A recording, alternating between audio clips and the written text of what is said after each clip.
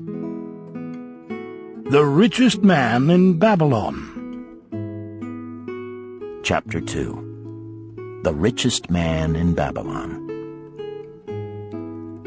In old Babylon there once lived a certain very rich man named Arkad. Far and wide he was famed for his great wealth. Also was he famed for his liberality. He was generous in his charities. He was generous with his family. He was liberal in his own expenses. But nevertheless, each year his wealth increased more rapidly than he spent it. And there were certain friends of younger days who came to him and said, "You, Arkad, are more fortunate than we. You have become the richest man in all Babylon while we struggle for existence.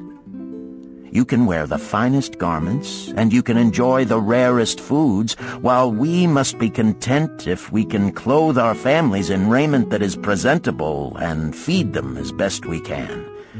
Yet once we were equal. We studied under the same master. We played in the same games, and in neither the studies nor the games did you outshine us. And in the years since, you have been no more an honorable citizen than we. Nor have you worked harder or more faithfully insofar as we can judge.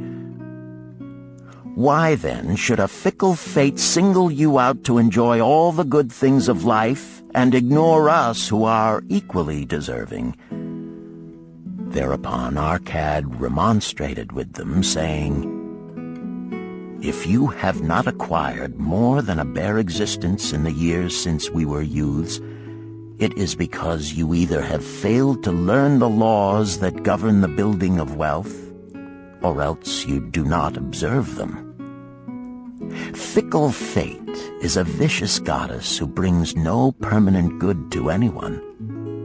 On the contrary, she brings ruin to almost every man upon whom she showers unearned gold. She makes wanton spenders who soon dissipate all they receive and are left beset by overwhelming appetites and desires they have not the ability to gratify. Yet others whom she favors become misers and hoard their wealth, fearing to spend what they have, knowing they do not possess the ability to replace it. They further are beset by fear of robbers and doom themselves to lives of emptiness and secret misery. Others there probably are who can take unearned gold and add to it and continue to be happy and contented citizens. But so few are they, I know of them but by hearsay. Think you of the men who have inherited sudden wealth, and see if these things are not so." His friends admitted that of the men they knew who had inherited wealth, these words were true, and they besought him to explain to them how he had become possessed of so much prosperity. So he continued, "In my youth I looked about me and saw all the good things there were to bring happiness and contentment, and I realized that wealth increased the potency of all these. Wealth is a power. With wealth, many things are possible. One may ornament the home with the richest of furnishings. One may sail the distant seas. One may feast on the delicacies of far lands. One may buy the ornaments of the gold worker and the stone polisher. One may even build mighty temples for the gods. One may do all these things and many others in which there is delight for the senses and gratification for the soul.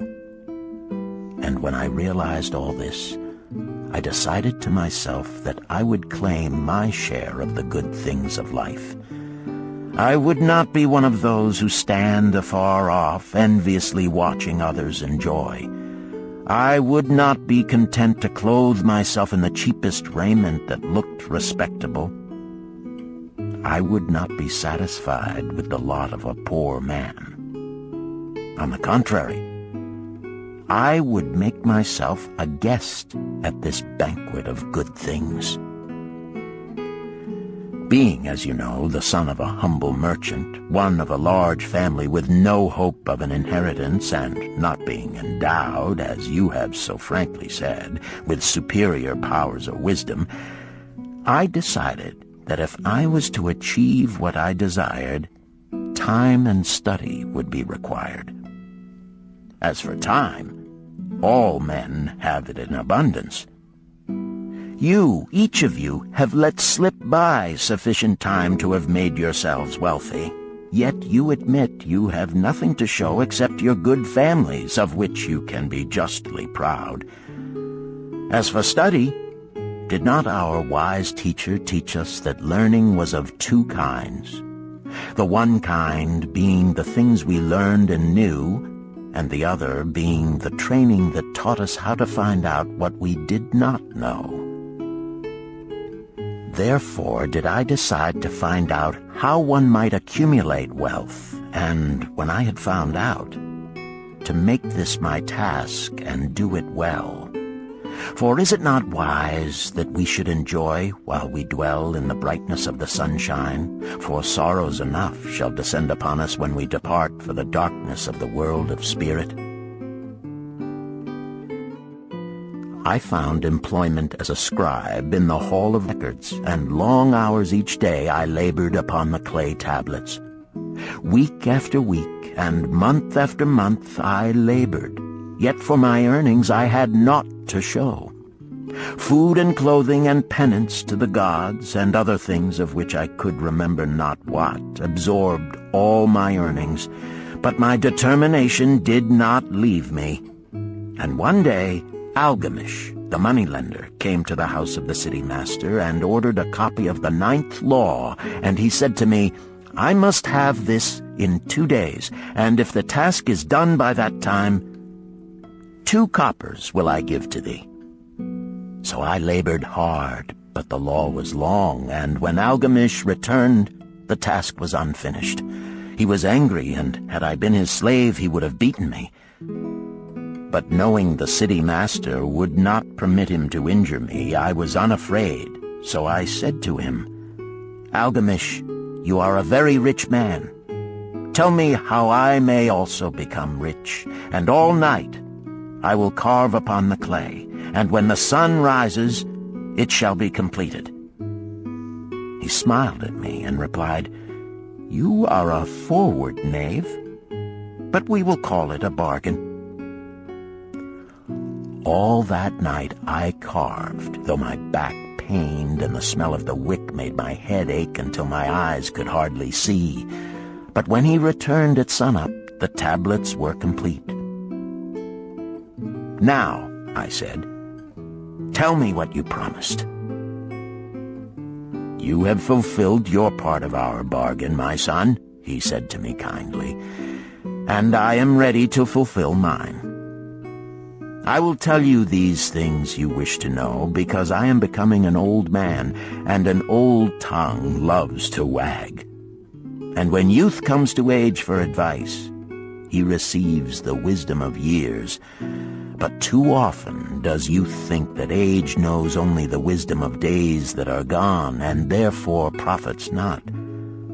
But remember this, the sun that shines today is the sun that shone when thy father was born, and will still be shining when thy last grandchild shall pass into the darkness.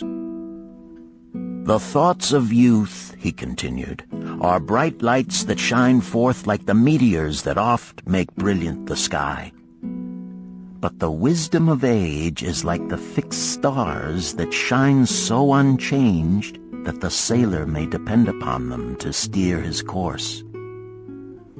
Mark you well my words, for if you do not, you will fail to grasp the truth that I will tell you, and you will think that your night's work has been in vain. Then he looked at me shrewdly from under his shaggy brows and said in a low, forceful tone, I've found the road to wealth when I decided that a part of all I earned was mine to keep. And so will you. Then he continued to look at me with a glance that I could feel pierce me. but said no more. "Is that all?" I asked. "That was sufficient to change the heart of a sheep-herder into the heart of a moneylender," he replied. "But all I earn is mine to keep, is it not?" I demanded. "Far from it," he replied. "Do you not pay the garment maker? Do you not pay the sandal maker? Do you not pay for the things you eat? Can you live in Babylon without spending? What have you to show for your earnings of the past month? What for the past year? Fool! You pay to everyone but yourself. Dullard! You labor for others. As well be a slave and work for what your master gives you to eat and wear. If you did keep for yourself 1/10 of all you earn, how much would you have in 10 years? My knowledge of the numbers did not forsake me, and I answered, "As much as I earn in 1 year."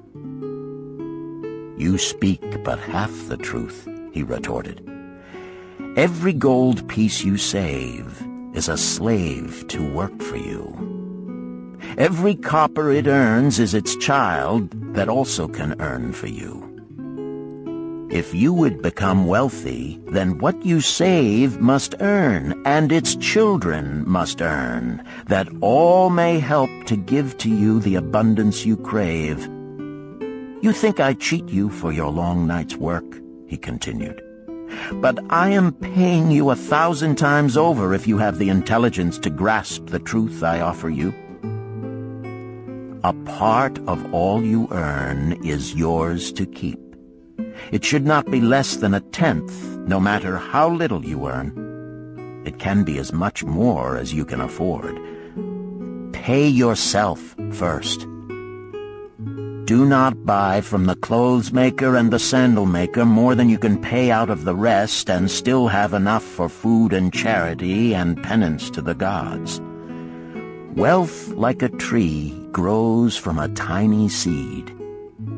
The first copper you save is the seed from which your tree of wealth shall grow.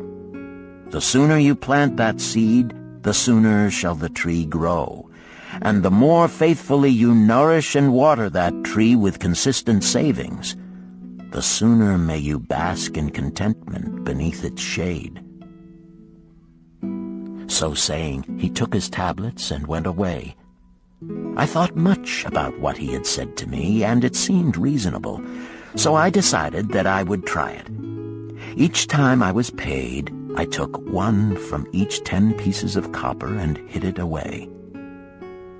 And strange as it may seem, I was no shorter of funds than before. I noticed little difference as I managed to get along without it. But often I was tempted, as my hoard began to grow, to spend it for some of the good things the merchants displayed, brought by camels and ships from the land of the Phoenicians. But I wisely refrained. A 12th month after Algamish had gone, he again returned and said to me, "Son, have you paid to yourself not less than 1/10 of all you have earned for the past year?" I answered proudly, "Yes, master, I have." "That is good," he answered, beaming upon me. "And what have you done with it?" "I have given it to Asmer, the brickmaker, who told me he was traveling over the far seas, and in Tyre he would buy from me the rare jewels of the Phoenicians. When he returns, we shall sell these at high prices and divide the earnings." "Every fool must learn," he growled. "But why trust the knowledge of a brickmaker about jewels? Would you go to the breadmaker to inquire about the stars? No, by my tunic, you would go to the astrologer if you had power to think. Your savings are gone, youth. You have jerked your wealth tree up by the roots. But plant another. Try again. And next time, if you would have advice about jewels, go to the jewel merchant. If you would know the truth about sheep, go to the herdsman. Advice is one thing that is freely given away, but watch that you take only what is worth having. He who takes advice about his savings from one who is inexperienced in such matters shall pay with his savings for proving the falsity of their opinions." Saying this, he went away. And it was as he said, for the Phoenicians are scoundrels and sold to Asmer worthless bits of glass that looked like gems. But as Algamish had bid me, I again saved each 10th copper, for I now had formed the habit, and it was no longer difficult. Again, 12 months later, Algamish came to the room of the scribes and addressed me. "What progress have you made since last I saw you?" "I have paid myself faithfully," I replied, "and my savings I have entrusted to Agar, the shield-maker, to buy bronze, and each 4th month he does pay me the rental." "That is good. And what do you do with the rental?" "I do have a great feast with honey and fine wine and spiced cake. Also I have bought me a scarlet tunic, and some day I shall buy me a young ass upon which to ride." To which Algamish laughed, "You do eat the children of your savings. Then how do you expect them to work for you? And how can they have children that will also work for you? First get thee an army of golden slaves, and then many a rich banquet may you enjoy without regret." So saying, he again went away. Nor did I again see him for 2 years, when he once more returned, and his face was full of deep lines, and his eyes drooped, for he was becoming a very old man. And he said to me, "Arkad, hast thou yet achieved the wealth thou dreamed of?"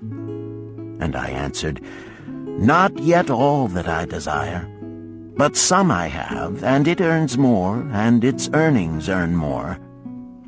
"And do you still take the advice of brickmakers?" "About brickmaking they give me good advice," I retorted. "Arkad," he continued, "you have learned your lessons well. You first learned to live upon less than you could earn. Next, you learned to seek advice from those who were competent through their own experiences to give it. And lastly, you have learned to make gold work for you. You have taught yourself how to acquire money, how to keep it, and how to use it. Therefore, you are competent for a responsible position.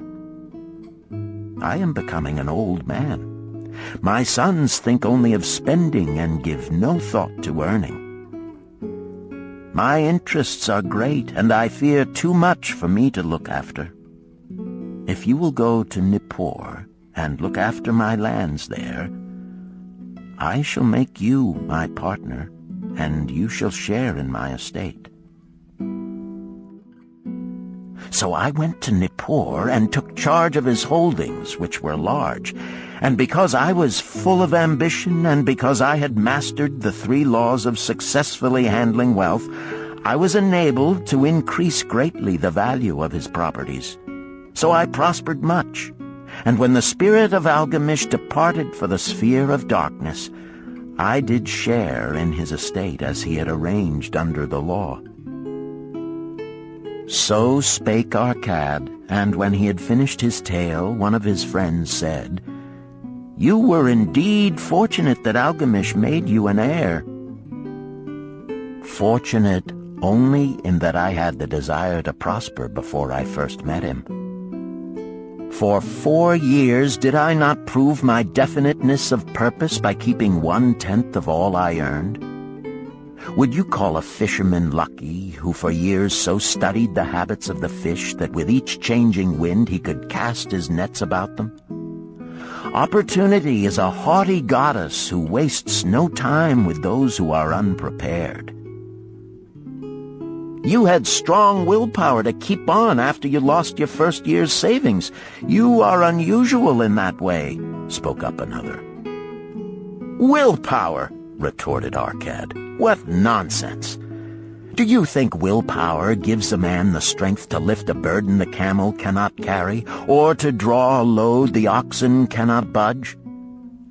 Willpower is but the unflinching purpose to carry a task you set for yourself to fulfillment. If I set for myself a task, be it ever so trifling, I shall see it through. How else shall I have confidence in myself to do important things? Should I say to myself, for 100 days as I walk across the bridge into the city, I will pick from the road a pebble and cast it into the stream, I would do it. If on the 7th day I passed by without remembering, I would not say to myself, tomorrow I will cast 2 pebbles which will do as well. Instead, I would retrace my steps and cast the pebble. Nor on the 20th day would I say to myself, Arkad, this is useless. What does it avail you to cast a pebble every day? Throw in a handful and be done with it. No, I would not say that, nor do it. When I set a task for myself, I complete it. Therefore, I am careful not to start difficult and impractical tasks, because I love leisure. And then another friend spoke up and said, If what you tell is true, and it does seem, as you have said, reasonable, then being so simple, if all men did it, there would not be enough wealth to go around. Wealth grows wherever men exert energy, Arkad replied. If a rich man builds him a new palace, is the gold he pays out gone? No, the brickmaker has part of it, and the laborer has part of it, and the artist has part of it, and everyone who labors upon the house has part of it. Yet, when the palace is completed, is it not worth all it cost? And is the ground upon which it stands not worth more because it is there? And is the ground that adjoins it not worth more because it is there? Wealth grows in magic ways. No man can prophesy the limit of it. Have not the Phoenicians built great cities on barren coasts with the wealth that comes from their ships of commerce on the seas? What then do you advise us to do that we also may become rich? Asked still another of his friends. The years have passed, and we are no longer young men, and we have nothing put by. I advise that you take the wisdom of Algamish and say to yourselves, a part of all I earn is mine to keep. Say it in the morning when you first arise, say it at noon, say it at night. Say it each hour of every day. Say it to yourself until the words stand out like letters of fire across the sky. Impress yourself with the idea. Fill yourself with the thought. Then take whatever portion seems wise. Let it be not less than 1/10, and lay it by. Arrange your other expenditures to do this if necessary, but lay by that portion first. Soon you will realize what a rich feeling it is to own a treasure upon which you alone have claim. As it grows, it will stimulate you. A new joy of life will thrill you. Greater efforts will come to you to earn more. For of your increased earnings, will not the same percentage be also yours to keep? Then learn to make your treasure work for you. Make it your slave. Make its children and its children's children work for you. Ensure an income for thy future. Look thou at the aged, and forget not that in the days to come thou also will be numbered among them. Therefore invest thy treasure with greatest caution that it be not lost. Usurious rates of return are deceitful sirens that sing but to lure the unwary upon the rocks of loss and remorse. Provide also that thy family may not want should the gods call thee to their realms. For such protection it is always possible to make provision with small payments at regular intervals. Therefore the provident man delays not in expectation of a large sum becoming available for such a wise purpose. Counsel with wise men. Seek the advice of men whose daily work is handling money.